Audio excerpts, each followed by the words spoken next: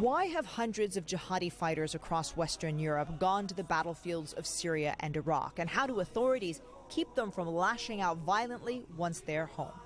Well, the answers might be found in Aarhus, Denmark. It may not look like a hotbed of jihadi radicalism, but of the 100 Danish fighters that have left for Syria, more than a third come from Aarhus, specifically the suburb of Gellerup.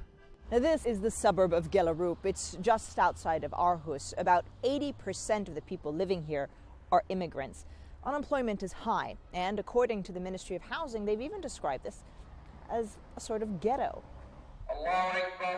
Here, Danish authorities have set up a de-radicalization program with the help of the local mosque and its chairman, Usama El-Sadi.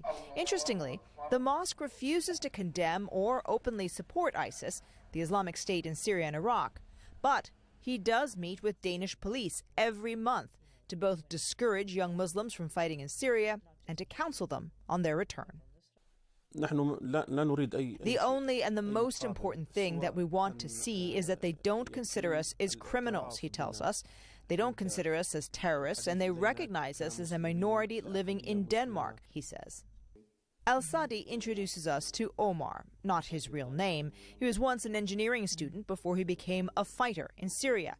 Nobody's going or leaving their country because of someone has brainwashed them.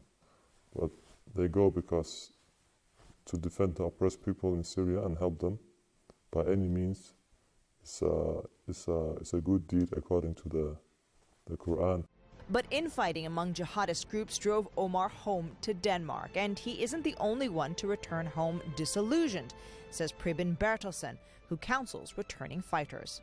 They see things they didn't expect to see, brutality, violence, even evilness, and also corruption from the guys they thought was their allied.